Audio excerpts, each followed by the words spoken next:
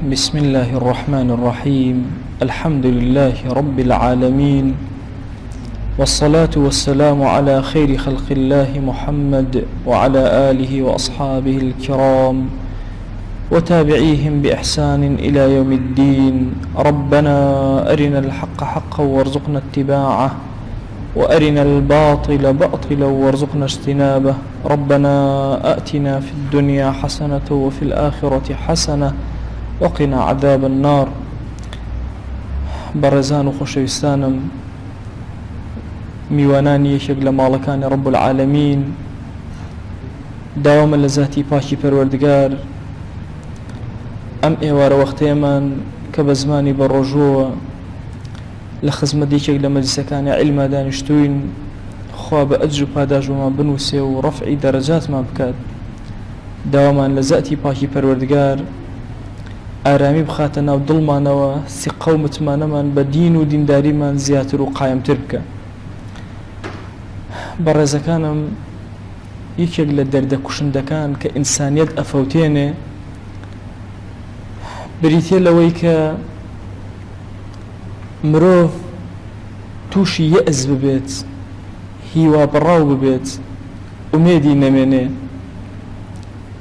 بێئومێدی صفەتی ئینسانی موسڵمان نییە. نابێ موسڵمانێک هەبێ لەسەر زەویە بێئومێد بێت.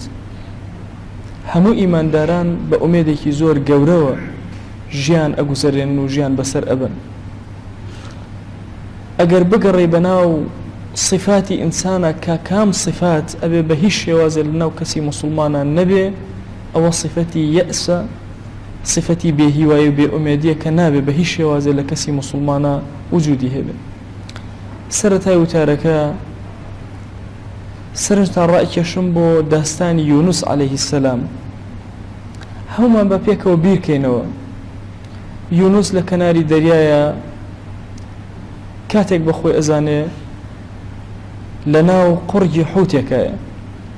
دواتر هیچ چارەیەکی نامێنێ و ئەچێتە ناو سکی حوتێکەوە. حوتێکی زۆر گەورە و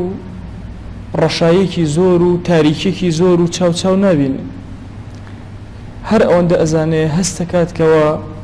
حوتەکە بەرەو قوڵایی دەریا بەڕێکەوت. قوڵایی دەریا زۆر تاریکە. خوای گەورە لە قورئانە باسی کردووە ئەو کە ظuluمات في بحر اللجي يغشاه موج من فوقه موج من فوقه سحاب إذا أخرج يده لم يكد يراها. أفرمين ناو دريا أمندە تاریکە، حتا بەرەو خوارتر بڕۆی تاریکترە. طبعا هەر ئەمایەتە دلیل لەسەر ڕاستی و دروستی پێغەمبەری خوا صلی الله عليه وسلم، چونکە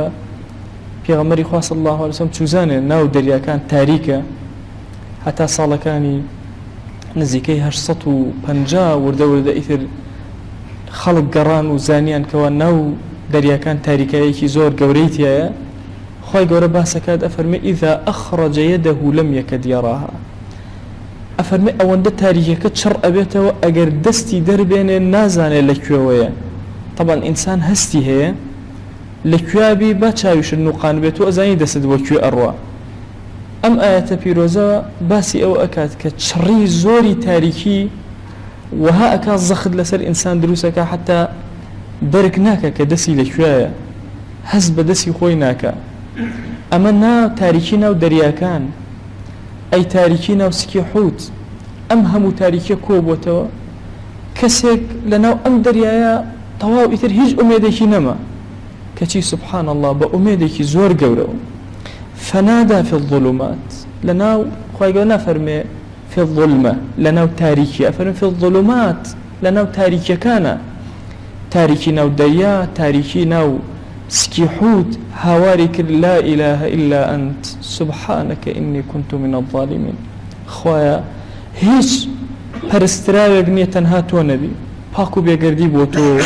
بەخوا من یەکێکم لە ظالمەکان کە تووشی ئەم مصیبەتە هاتوو. وەرە بیرکەرەوە لەم شوێنە ئەم کەسە دەستی بەچی ئەگا. خوای گەورە ئەفەرمێ فاستجبنا له ونجيناه من الغم. ئەفەرمێ ئێمە جوابمان دایەوە، ڕزگارمان کرد لەو غەمەی کە لە دڵیا بوو. سبحان الله. وەرە لەو شوێنە کە ئیتر دەست لە هەموو شتێ بڕاوە بێت چه غەمێک دڵی یونسی عەلەیهی السەلام داگیر کرد بێ. ئەفەرمێ ونجيناه من الغم. ئایا ئەمە بەس بۆ پێغەمبەرێکە لە پێغەمبەران عەلەیهیمو السەڵات وەسەلام بەس ئەوە نەخێر خوای گەورە لە قورئانە ئەیکاتە یاسا ئەفەرمێ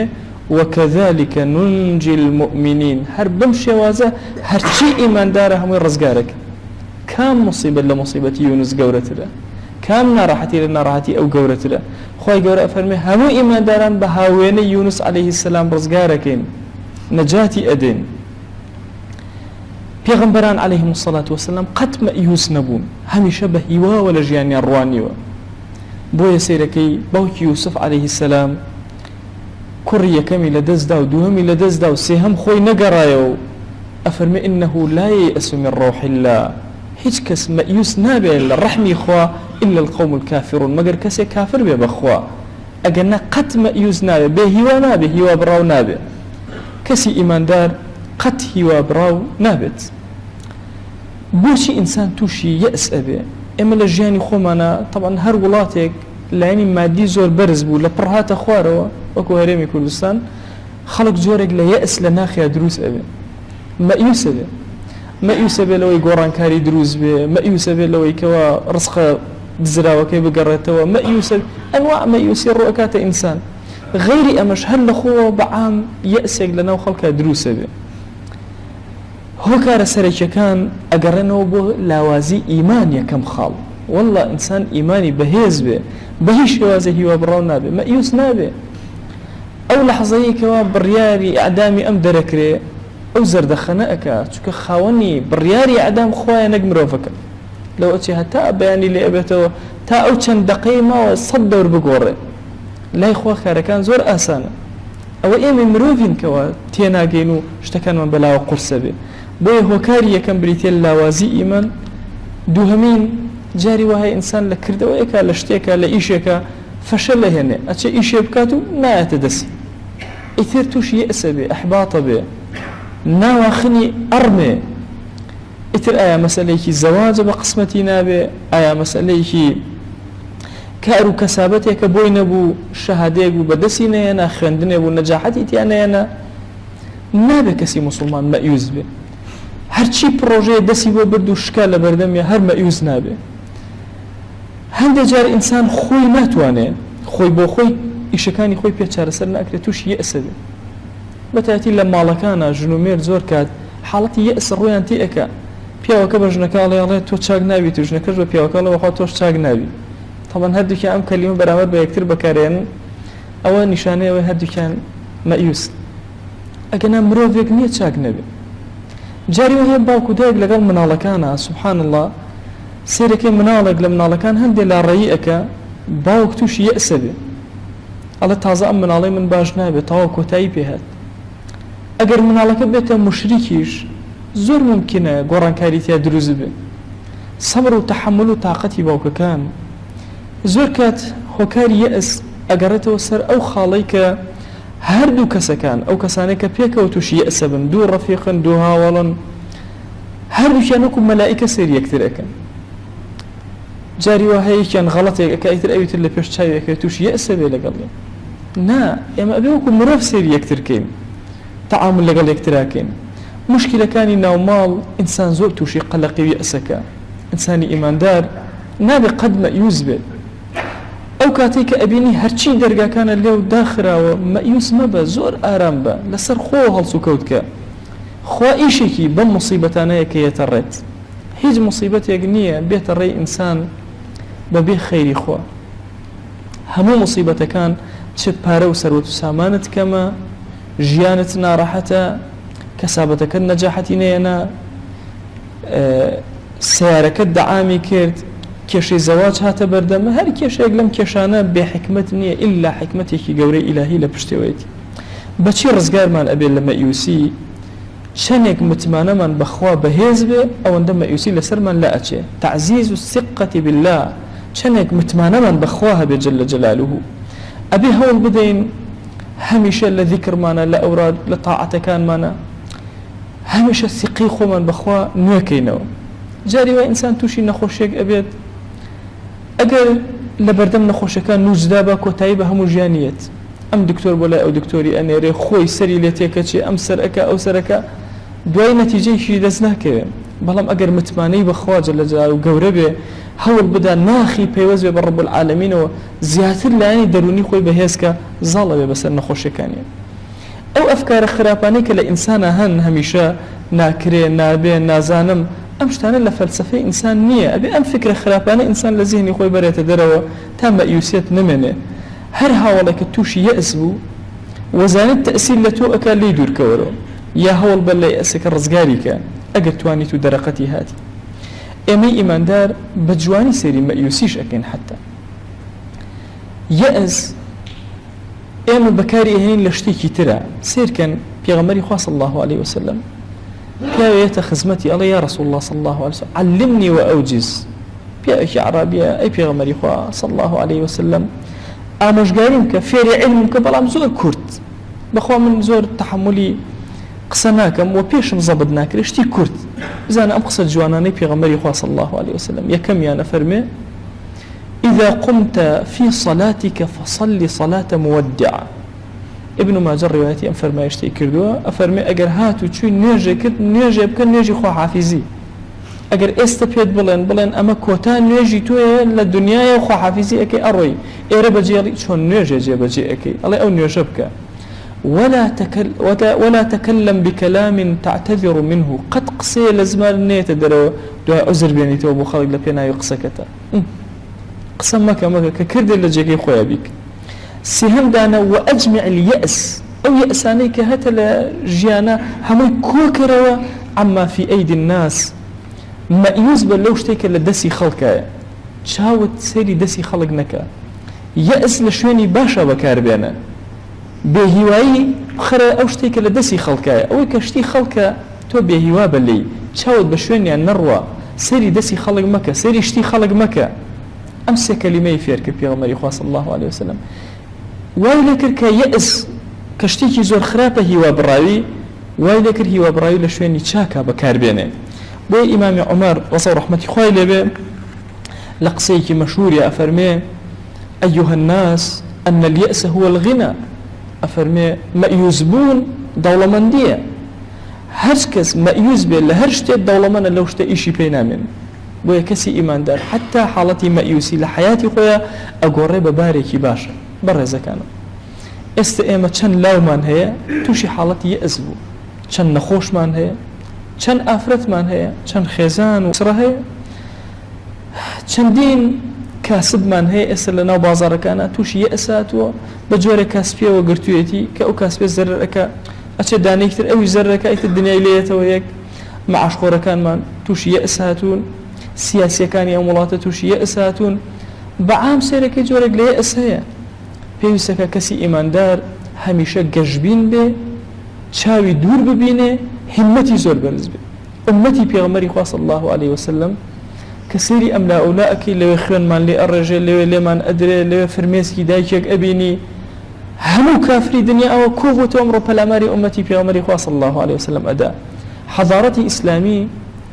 هەناسەیەکی زۆر بە قووەتی تایە هەر هەمویان ئەیانەوە هەناسەکە بکوژێنەوە کەسی ئیماندار قەت مەئیوس نابێت بە هیوایەکی زۆر گەورەوە ئەڕوان خوا جەل جەلالوه ئیشی بەم حاڵەتانە هەیە ئەبێ ئێمە پاک بینەوە ساف بینەوە ساز بینەوە وعدی پێداوین لەیەستەخلیفەنەکم فی الأرض ئیلا ئێمە ئەبینە خەلیفەی ئەم سەرزەویە جێنشینی ئەم سەرزەوی ئەبێ عەدالەتی خوا مسلمان جێبەجێکە لەم سەرزەویە چۆن عەدالەتی خوا ئێستا تۆ ئەمڕۆ سیرکەن تەسەورکەن زەڕێک عەدالەت لەسەر ئەم زەویە نابینن ئەتۆ سیرکەن ئیعلام درۆ سیاسات هەمووی درۆ وڵاتێکی گەورەیە کاولی ئەکا وڵاتەکەت ئەڵێ من ڕزگارکەرم هاتووم ڕزگارت کەم باشە من ئەمێ وەکو تۆ بژیم باشە وەکو من بژی هەرچی دەردی خۆیەتی لە ناو تۆیە بڵاوی ئەکاتەوە یەک چاکەی خۆی بە تۆ نادێت ئەبزانە سەناعەتێکی وڵاتانی زلهێز کە وڵاتان داگیرەکەن یێتە ناو وڵاتە داماوەکەوە قەت نایەڵێت تۆ فێربی زوڵمت لێ ئەکا ژێردەستت ئەکا دزیت لێ ئەکا هێشتا ئەوێ زەلیلت کا زیاتر ئێمە موسڵمان ئەم حاڵەتە ئەبینین ئەزانین زەوی پێویستی بە عەدالەتی خوا هەیە و دڵنیابن عەدالەتی خوا ئەگەڕێتەوە بۆیە ئێمە لە هیچ کایەکی ژیانمانە نابێ مەئیوز بین ئەبێ زۆر دڵبەرز بین ئەبێ هیوایەکی زۆر بەرزمان هەبێ ئومێدمان زۆر گەورە بێ متمانەمان بەخوای خۆمان زۆر بەرز بێ والله ئەو کەسەی متمانەی بەخوای خۆی بەرز بێ چۆن یونس لە سکی حوتا لنا ودريايك تارا وفي الظلمات رزقاري بو وكذلك ننجي المؤمنين إيمان داران لهموك يوسايا كان جيانا رزقار أبن داواء كينو أبارينو ألالينو ألين خوايا بخاتي قوري خود يأس لنا ودلكان معنا هالقرا خوايا جان متمانا من بخود زيادك يا أكرم الأكرمين ثقل ضلمانا زيادك يا رب العالمين خوايا جان داوات لي أكين بناوي جوانت بصفتي برزد باسم عظمت خوايا جان سرفرازي أم دنيا أو دنيا مانك عاقبة من برخيرك لقناها كان من ببورة يا أكرم الأكرمين خوايا الرجوع كان من لقبولك تراويح كان من قبولك ختم كان من قبولك ذكر أوراد من قبولك يا ربي خوايا داوات لي أكين بناوي جوانت بصفتي برزد باسم عظمت لقناهي دايك باوك من ببورة لقناهي براو خشي كان من ببورة خواهي داوات لي أكين لقناهي دراوسي كان من ببورة لقناهي خزمك سكار من ببورة لقناهي رفيق هاور ودوستان من ببورة يا ربي خواهي جان داوات لي أكين هركس بياوتي كي لقلا كردون خواهي لقناهي ببورة هركس خواهي جان لجيانا ظلمك من لي كردون لقناهي ببورة يا ربي خواهي جان شكوب أمتي بيغمري خواه صلى الله عليه وسلم بجار لوا يا ربي خوايا عدالتي خود جاري تدبر باكر ولا سرزويا يا أكرم الأكرمين خوايا داوال لي أكين بناوي جوانت وصفتي برزت باسم عظمت سرفرازي دنيا وآخرة من كان عاقبة من برخيرك يا رب العالمين خوايا لم دنيا درمان مكب إيمان ونبي لم دنيا درمان مكب شياتمان ونبي خوايا بركاتي أسمان وزي بسر منا ببارنا بركة بركات مانا وبركة بخرا عمر مانا خوايا بركة بخرا أولاد ومنال وخيزان مانا خوايا بركة بخرا ناو مالكان مانا وبركة بخرا ناو شار مانا بركة بخرا ناو كسابت مانا وبركة بخرا ناو رزق مانا خوايا بركات بسر أمولات اجتماعي أما بباينا خوايا بركة بخرا ناو أعمالكان مانا ويا أكرم الأكرمين خوايا ضلمان آرامك مالكان من آرامك أجاول ناو مالكان مانا مهيلا يا ربي خوايا جان آرامي بسر أم شار مانا ببارينا آرامي بسر ولات واجتماع مانا ببارينا خوايا آرامي بسر قوركان مانا ببارينا خوايا داوال لي أكين بناوي جوانت بصفتي برزت باسم عظمت خوايا جان طاعتك من قبولك يا أكرم الأكرمين خوايا طاعتك من قبولك يا رب العالمين كم كريك يزور من هي خوايا جان داوال لي أكين عفو منك داوال لي أكين يا رب العالمين قبول منك رضا من دي خود بسر مانا ببارينا بمان جرى لو عبداني لمن جرى رمضان عتقيان أكيل أجر يا أكرم الأكرمين خوايا أما ينظم جناه بوتو برزكين وإلهي هاتوين تو بردم ديواني تو بخوا دسي دعاء برزناكين وبوتو نبي والله پروردگارا اما بهیش شوازه کرنوش نابن بوتو نبي سجده نابن بوتو نبي دخواي جان دعاء كان من جراك يا أكرم الأكرمين توبة كان من قبولك يا رب العالمين هدايتي جنج كان من بدا عاقبتي بير كان من بخير بجيرة حياة حرمتي خوش كان من زياترك اواني هداية الداون خواي استقامة بير بخشا خواي جان استقامة بير بخشا مزقوت كان من اودان تركا درجاي خير بسر مسلمانانا بكر ويا رب العالمين خوايا هركسك من قرفتي كي بوي شار سركا او من بحال ومال مالدارك او من بمنال منال في عطاك او من بمنال منالكاني صالحك او من كم رزق حلال زيادك او من نخوش شفاي بوبنيره او من قرزار قرزي سرشاني سوك يا ربي خوايا هركس من قرفتي كي هي ودرقتي قرفتك يا خوايا بوي شار سركا يا ربي خوايا جان داوال لي اكين بناوي جواند بصفتي برزد باسم عظمت خوايا جان بأمتي رسول الله حساب منك صلاوي أمد سيئم بقي أنا بيغمر إخوة صلى الله عليه وسلم خوايا تاك ناومان لخزمتي بهنا يا رب العالمين يا ربي خوايا جان صلوات وسلام أنيرين بو حضوري بيغمر إخوة صلى الله عليه وسلم خوايا جان بأندازي هناسة وبأندازي مخلوقاتي خود صلوات بودي داري بيغمر إخوة صلى الله عليه وسلم برزكين ويا أكرم الأكرمين خوايا بخاطري قوري خود وسيلة وفضيلة بعطاك يا أكرم الأكرمين خوايا جان خوشويستي أو خشيرين لدل مانا زياترك يا ربي خوايا بأمتي أو قبول مانك خوايا بأمتي أو قبول مانك خوايا بأمتي أو قبول مانك آمين آمين والحمد لله رب العالمين وصلى الله على سيدنا محمد وعلى آله وصحبه وسلم تسليما كثيرا أبدا إلى يوم الدين خوايا قول لبناه من شيء وجبوري خوايا قول لمن قبولك